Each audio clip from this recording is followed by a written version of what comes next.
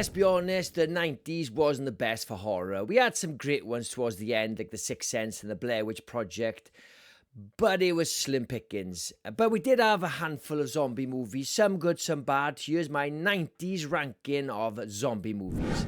So I got a 4-tier chart, and we've got rotten shit right at the bottom. Next up, we got Cold Corpse, so it's a little bit better.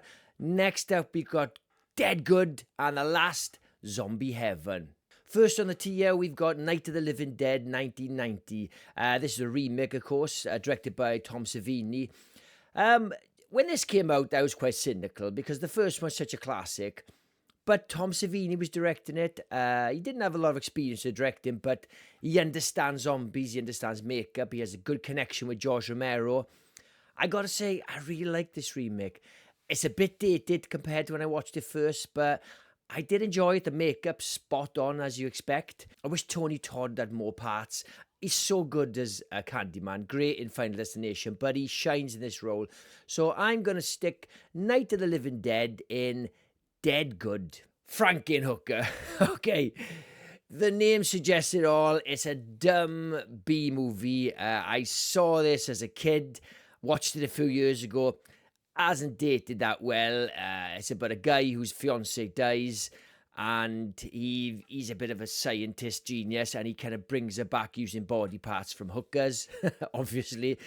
Things go wrong. You got a crazy pimp after him called Zorro. Look, it's a stupid film. It's not as good as I remember it. It's worth watching for Patty Mullen. She is red hot as this chick, this Franken Hooker. So, look, I don't want to say it's crap because it's fun, but I'm going to stick it in a Cold Corpse. You know, you can watch it on a boring day. Okay, 1993 now, and we've got Return of the Living Dead Part 3. If you've been following this channel, I'm a massive fan of the first one.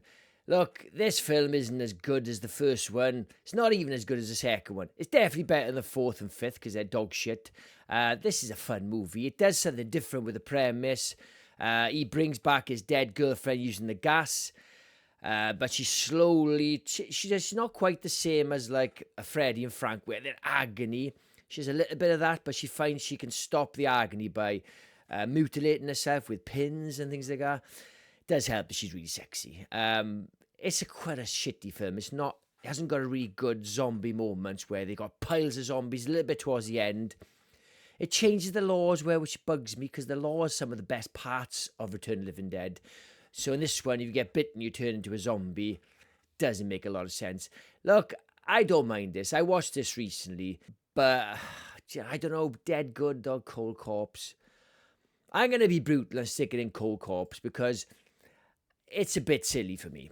Right, when I was making this list for the 90s, I completely forgot about Frankenstein. Mary Shelley's Frankenstein, directed by Kenneth Branagh.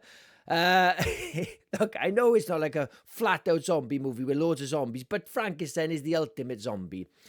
Frankenstein's monster. It kind of started it all, really, bringing back the dead, and I couldn't include it. I could not include this movie, partly because of slim pickings. It's an okay film. I loved it as a kid. I watched it in the cinema. Got Robert De Niro in it. Written by Frank Darabont, which is linked with The Walking Dead, which is the perfect connection. It hasn't dated that well, but it's worth a watch, and I'm going to stick it in Dead Good. Okay, like my 80s list, I included Pet Sematary. It's not a flat-out zombie movie, but it doesn't matter with these rankings. Who cares? I wouldn't do a full review of probably Pet Sematary, maybe in the future, but I'm going to include Pet Sematary 2. Again, I loved this as a kid. This is directed by the same person who did the first one, Mary Lambert. She did a cracking job in the first one. Not so good with the second one, but it is quite fun. It does something slightly different when they bring back the dead humans. They're not quite as sort of animalistic as the first. It takes a while before they become evil. So you got Clancy Brown in this one. I always love this guy. He's so awesome. He's a great zombie in this. Not a flat-out zombie, but I had a bit of fun with this, even though it's a bit dated. I'm going to stick it in Dead Good. I'm going to be nice. Okay, look. This is one you're all going to lynch me with, because it's not a proper zombie movie, but I said the 90s had slim pickings, and it's a ranking, so it's done and dusted quickly. I'm going to include Army of Darkness. Yes, I know they're Deadites, but you could argue that, look, they're possessed. You could argue that Wreck, the Spanish movie, they're possessed in that and they're still zombies. Again, I would never count this as a flat-out zombie movie, but he's battling an army of the dead in this for a big portion of the movie, so it makes the cut. And I love this movie. Any excuse to talk about Evil Dead. And I'm going to stick this in zombie heaven. Right, next up we got Bride of Reanimator. This is a proper zombie movie. It follows the same kind of tropes as the first one, but in this one, you got Dr. West has realised he can reanimate body parts, and he's making his own bride. It's a bit of a theme here. We've got Franken Hooker, we've got Frankenstein, we've got Bride of Reanimator. Must have been a theme of the 90s. But yeah, again, when I watched this as a kid, I loved it. It's a bit silly, but I would stick this in dead good. It's silly, but it is what it is. Cemetery Man, right? This is a weird one. It came out in 1994. It's an Italian movie, but it's in English. You got Rupert Everett in it. He's a caretaker in a graveyard, and the dead are coming back 7 days or so after they've died. It is a zombie movie. It's very, very strange. You've got death in it, which looks incredible. I saw this on video as a kid. Well, I say I was about 15 when it came out. And I was just hankering for any kind of zombie movie. There wasn't many. But look, the zombies look cool. It's such a weird film. It's very Italian. It's meant to be a romantic movie. Look, I didn't really get it as a kid. Didn't get it much as a grown-up. So I'm going to stick this in. Again, it's a tough one. It's not shit. It's a bit arty-farty, maybe a bit of style over substance. Oh, look, I'm going to stick it in Cold Corpse because I really don't want to watch it again.